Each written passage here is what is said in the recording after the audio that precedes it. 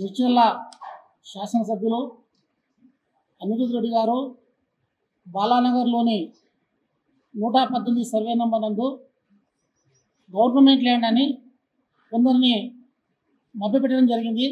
అది నిజానికి government land కాదు. బాలానగర్ లోపల గవర్నమెంట్ ఒక స్కూల్ ఉంది, అక్కడ జూనియర్ కాలేజ్ ఉంది. ఆ కాలేజ్ యొక్క పట్టా భూమి అది. ఆ పట్టా భూమిని 1956 కన్నా ముందు గ్రామస్తులందరూ కలిసి ఆ గంగోజీని రిక్వెస్ట్ చేసి ఆ 12 ఎకరాల భూమిని పట్టా భూమిని ఊరికి స్కూల్ వరకు ఇప్పడం జరిగింది.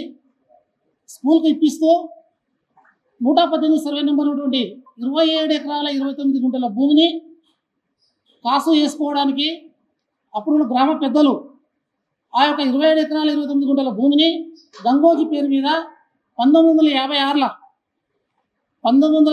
లోపల ఆ భూమిని కలెక్టర్ గారు వీలునామా ద్వారా పట్టా ఇవ్వడం జరిగింది. దీన్ని పైసలపట్టి లోపల క్లియర్గా మెన్షన్ చేయడం జరిగింది. పైసలపట్టితో పాటు శివాజీ జమా బందీ లోపల కూడా రికార్డులో ఎంట్రీ చేయడం జరిగింది. దీన్ని పట్టుకొని ప్రజలను ఇబ్బంది పెడుతూ చేయడం అంటే మంచి పద్ధతి కాదు. ఈరోజు ఎమ్మెల్యే గారు అక్కడికి వచ్చిరంటే మేము సంతోషపడ్డాం. అక్కడ ఏమైనా మినీ ట్యాంక్ బండ్ కడతాడేమో, ₹1 కోటి రుజువులు తెస్తుండేమని అలాంటి యొక్క ఆలోచనతోటి పోతున్నందుకు మేము సంతోషపడ్డాం. కానీ చివరికి వస్తే ఇట్లా పట్టా భూముల పైన నేను చెప్పిందే వేదమన్నట్లుగా మాట్లాడుతూ చేయడం అనేది విడ్డూరంగా తెలియజేస్తూ, ఇలాంటి భూములపైన కాదు మీరు ఆలోచన. ప్రజాపాలన అంటే ప్రజల కొరకు పనిచేసే పాలన మీరు భావించి ప్రజల కొరకు పనిచేయండి. కానీ పట్టా భూములపైన వారి యొక్క రైతులను ఇబ్బంది పెట్టి వారిని ఇబ్బంది పెట్టదని మనసులో కోరుతున్నాను.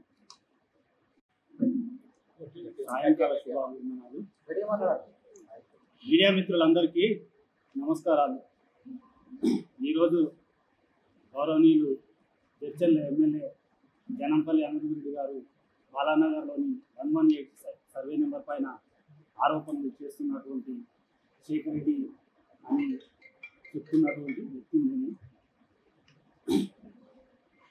ఆయన ఆ 118 సర్వే నెంబర్ పైన చేస్తున్నాడు ఆరోపణలు. గవర్నమెంట్ ల్యాండ్ అంటని, ఇలా కాలువ నాల తీసారంటని, సైడ్ కేజీ తవ్వారంటని, ఇది ఒక బినామీ అంటని, ఈయనకేం గతి లేదు అంటని.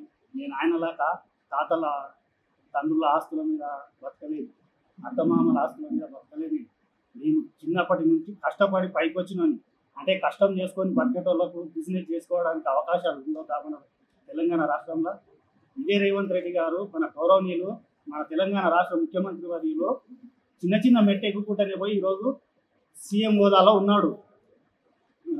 అదేవిధంగా నేను కూడా మెట్టు ఎక్కుకుంటూనే ఈరోజు మాకు ఆయనకు ఏ విధంగా జరిగింది, ఏం జరిగింది, మేము ఎన్ని డబ్బులు ఇచ్చినాము, మా పేర ఎందుకు చేసిండు, ఏందనేది మాకు సంబంధించిన విషయం.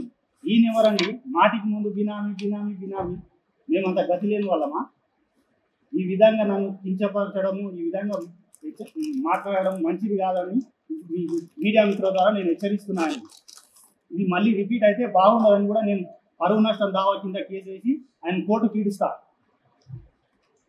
ఇది 118 సర్వే నెంబర్ నేను లీగల్ అడ్వైజర్గా లీగల్గా చూపించి ఒక అడ్వకేట్ దగ్గర చూపించి నేను పొలం కొన్నాను. నాకు మాటికి ముందు ఆ పొలంపు దగ్గరికి పోయి నన్ను నా కోట్ల ఆస్తి ఇప్పుడు నేను డబ్బులు పెట్టి కొన్న పొలము రేపు పొద్దుగాల నాకు ప్రాబ్లమ్స్ అయ్యి నేను ఇవన్నీ డబ్బులు నేను ఏ విధంగా చేసుకోవాలి, దాన్ని నేను కూడా అమ్ముకోవాలి కదా. ఈ విధంగా చేస్తే రేపు పొద్దుగాల ఎవరు కొంటారు ఆ పొలంని? హెచ్చరిస్తున్నానని. ఇది నీకు సరిపడదు, నీవు దొరల రాజ్యం లాగా చూపిస్తున్నావేమో. అయ్యా దొరగారు, ఇది పద్ధతి కాదు, చూడండి. సమావేశానికి అంటే మాకు పెద్ద దిక్కుగా మీకు నేను అండగా ఉంటాను విచ్చేసినటువంటి అభిమన్యు రెడ్డి గారు, రామ్మోహన్ గారు, వైఎస్ఎంపీ చారి గారు, అదేవిధంగా మా చెన్నారెడ్డి గారు, మా మాజీ సర్పంచులు, మాజీ ఎంపీటీసీలు, కౌన్సిలర్ అందరు కూడా పేరు పేరున నమస్కారం అన్న. వాస్తవానికి ఇది చూస్తే ఈ భూమి పైన ఒక 6 నెలల క్రితం ఎమ్మెల్యే గారు కక్షపూరితంగా మరి కలెక్టర్కి దరఖాస్తు ఇప్పించడం జరిగింది. వీళ్ళు ఏ పార్టీ వాళ్ళు అనేది కూడా చాలా స్పష్టంగా చూడొచ్చు. మరి మేము ఆ రోజు బాధపడలే, స్వాగతించినాం. ఎందుకు అంటే తప్పుంటే తప్పనాలే దానిని అని చెప్పని ఆ రోజు మేము ఎక్కడ కూడా ఖండించలేదు. ఎమ్మెల్యే గారు దరఖాస్తు ఇప్పించిన మాట వాస్తవమా కాదా అనేది చూడండి. 8 నెలల సమయం అయింది, అయినా సరే వాస్తవాలు బయటికి రావాలని చూసినాం. మొట్టమొదటగా ఎమ్మెల్యే గారు ఓనర్షిప్ పైన మాట్లాడినారు. ఈ రోజు ఎమ్మెల్యే గారు చాలా స్పష్టంగా చెప్పడం జరిగింది, 1956లో గంగోజీ కుటుంబానికి అసైన్మెంట్ ద్వారా ఇచ్చిండ్రు అని. మరి మేము ఒక్కటి అడుగుతున్నాం, ఆంధ్రప్రదేశ్ అసైన్మెంట్ చట్టాల ప్రకారం గత హైకోర్టు ఒక ఆర్డర్ ఇచ్చింది. 1988 కంటే ముందు 58 కంటే ముందు ఏదైతే పట్టా అసైన్మెంట్ పట్టా ఉన్నా, ఏ పట్టా ఉన్నా బందోబస్తు పట్టాగానే తీర్చబడుతుంది అని చెప్పాలి. దానికి సంబంధించి వాళ్ళు పైసలు కట్టడం జరిగింది. శివాయ జమాబందీ ద్వారా ప్రభుత్వం వారికి ఇన్ని పైసలు కట్టమని నోటీస్ ఇచ్చింది. మరి మనం ఒక్కసారి ఆలోచన చేయాలి, శివాయ జమాబందీ ద్వారా పైసలు కడితేనే వీళ్లకు పట్టా వస్తుంది. కానీ ఆ కాగితం ఉందా? అది కాదు. వెనకటికి ఎవరు కూడా కాగితాలు పెట్టుకోకూడదు, ఇంట్లో రికార్డు ఉందా లేదా రికార్డును నమ్ముతుండ్రు. మరి ఈరోజు హానరబుల్ హైకోర్టు ద్వారా ఇది గంగోజీ వాళ్లకు పట్టా రూపకంగా వచ్చింది. మరి నువ్వు ఈరోజు హైకోర్టుని తప్పుపడుతున్నావా అని చెప్పని నేను అడుగుతున్నా. మరి గంగోజీ వాళ్ళు ఆనాడు ఆ కుటుంబం ఎన్ఓసికి అప్లై చేసుకొని, గత కలెక్టర్ టైంలో ఎన్ఓసికి అప్లై చేసుకొని సిసిఎల్ఏ ద్వారా, chief commissioner of land administration ద్వారా ప్రొహిబిషన్లో నుంచి తీసేసుకొని పట్టా తీసుకొని బాజప్తా వాళ్ళు సేల్ డీడ్ ద్వారా అమ్మడం జరిగింది. ఇందులో నీకేమైనా అనుమానం ఉంటే ఇక్కడ నీ గతంలో ఉన్న ఎంఆర్ఓ ఒక రిపోర్ట్ రెడీ చేసి ఆర్డీఓకి పంపించడం జరిగింది. ఆర్డీఓ రిపోర్ట్ కలెక్టర్కి పంపించడం జరిగింది. కలెక్టర్ ఆ రిపోర్ట్ని సిసిఎల్ఏకి పంపించడం జరిగింది. కానీ ఈ రోజు ఉన్న అధికారులను మొత్తం తప్పుపడుతున్నాను. మరి ఆ రోజు ఇగోండి ఇక్కడ V Hanumanth Reddy, revenue divisional officer, Mahabubnagar RDO గారు, he is the competent authority to issue NOC. మరి ఇట్లా ఎన్ని జరిగినాయి తెలంగాణ ఆంధ్రప్రదేశ్లో, ఇదేం కొత్తది కాదు. నీకు కూడా తెలుసు, మీరు కూడా రియల్ ఎస్టేట్ వ్యాపారంలో ఉన్నారు. కాకపోతే ఈరోజు మసిబూసి మారేడుకాయ చేయాలనేది ఉంది. రెండోది, రెవెన్యూ పరంగా ఎక్కడ కూడా మీకు తావి దొరకలేదు, ఎక్కడ కూడా మట్టి పోయడానికి ఏం కూడా దొరకలేదు. రెండోది, ఇప్పుడు మీరు ఏం పట్టుకున్నారు, ఇరిగేషన్ ఛానల్ అనేది మీరు పట్టుకున్నారు. అంటే అలుగు నుంచి వచ్చే నీళ్లు కాలువ ద్వారా కిందికి పోయేది ఫస్ట్ ఒక కాలువ ఉండే, ఇప్పుడు ఇంకో కాలువ ఉంది అని చెప్పాను. ఒక్కసారి చూస్తే 118 సర్వే నెంబర్లో వారాహి కంపెనీ వాళ్ళు కొనుగోలు చేసింది 15 ఎకరాల 12 గుంటల భూమి.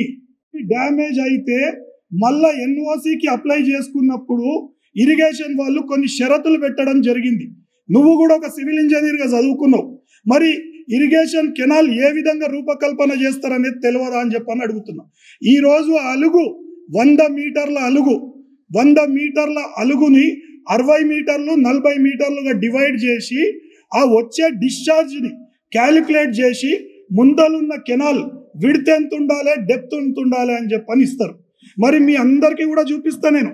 2 వర్షాకాలాలు ఆ కాలువ జరిగినాక ఎవరో 2-3 రైతులను పట్టుకొని నువ్వు మా పొలాలకు నీళ్ళు వచ్చినాయి అన్నావు.